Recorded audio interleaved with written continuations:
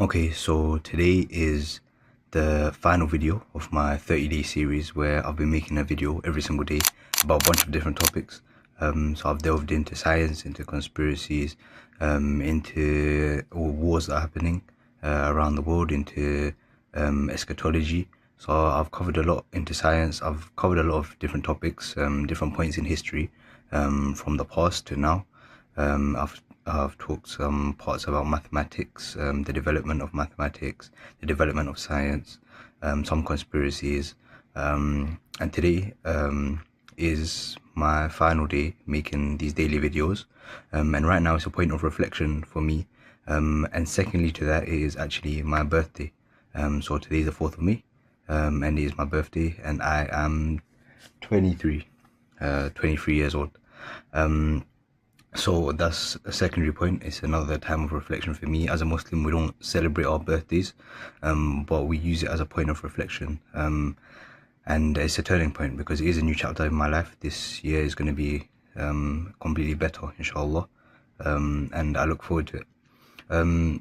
So today, what I want to speak about firstly is some reflections that I've taken from my 30 days of making videos. I think I've learned a lot. I learned a lot about myself, and that when I'm committed to things, I'll make it happen. It's been up and down. There's been times where I didn't really feel like editing, but I'm committed. So I did do that. But anyway, a point that I wanted to take from that is that I think my speaking has gotten better, which I'm proud of myself about. I think I'm better at public speaking now. I have more confidence, and I'm able to structure things in my speaking in a better way. Another thing that I want to say that I've learned about from this series is that when you're constantly looking back and you cringe at yourself, it's completely normal. It's completely fine. Why? Because it's a sign of development. It's showing that to myself that I've gotten better from the past videos, the past time in my life, which is why I cringe, because I think to myself that I'm in a better position than I was back then. So it's something good to cringe at yourself. The next thing that I want to talk about is just to mention a few of my favorite names of Allah. So the first one that I want to go through is Wahhab. Wahhab means the bestower. So this is one where a lot of people ask this name of Allah for a spouse. Why? Because Allah bestows things upon you. So you ask Allah for children, and a pious wife, and Allah will bestow that upon you. So that's why it's one of my favorite names. Also Al-Fattah. Fattah means the opener. So this actually has two meanings. One is to pass judgment, and the second one is to open doors which were closed. So that's why you call upon Allah with Al-Fattah. So I use Fattah to open doors of knowledge for me. And everyone knows the famous dua, Rabbi zidni ilma. Ya Allah, increase me in knowledge. And Rabb is actually another name, is the nurturer. But yeah, those two are definitely two of my favorite names, which I've constantly been using ever since I learned them.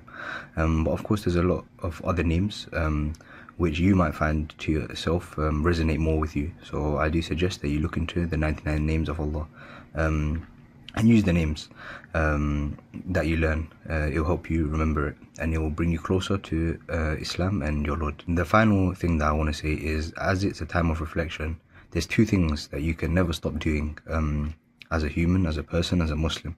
The first thing is to never stop developing your brain. That basically means never stop learning. Why? Because the brain is just a muscle. It's a muscle just like the rest of your other body. And it needs to constantly be worked and trained and developed. One way you can do this is through memorizing. And people always say, how do people even memorize the Quran? It's because they're training their brain. And the brain, as I said, is a muscle, so it can develop, and you might be able to do things that you never thought you could. A part of that is the growth mindset. You can't ever let yourself be fixed and think that you can't do things.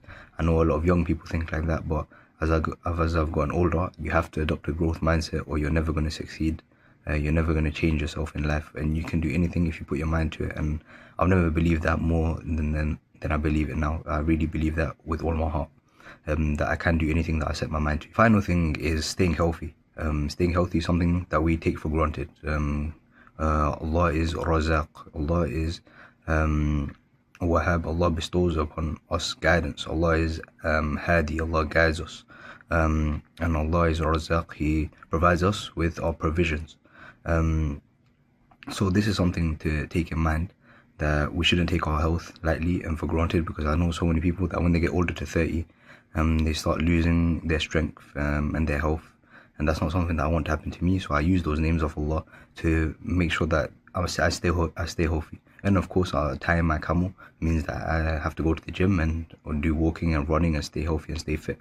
And that's something that I never want to take for granted, especially by the time I get to 60, 70 years old. I might get arthritis or something like that, and my bones don't work. So right now, I'm healthy. I have the ability to go to the mosque. There's nothing that's stopping me. So I should essentially keep going as long as I can. Oh, as a Muslim, this basically means that we should be praying every day in the mosque.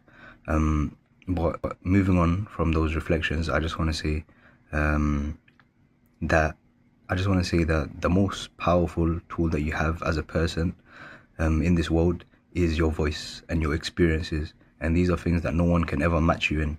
No one can ever try to one-up you. Why? Because their worldview has come from those experiences, which has developed your personality. So the most powerful tool that you have in your life is your voice and your experiences, not just your skills. Because skills are things that you can develop, but when it comes to your voice and what you speak about and your experiences, these are things that come naturally to you. Yes, you can put yourself in that position, but a lot of people don't do that. And that's one way that you're always going to learn, is to just be uncomfortable. So my message is, try to be uncomfortable, because that's the quickest way that you will develop and you'll learn. And it's okay to look back and to cringe. Why? Because now you're in a better position.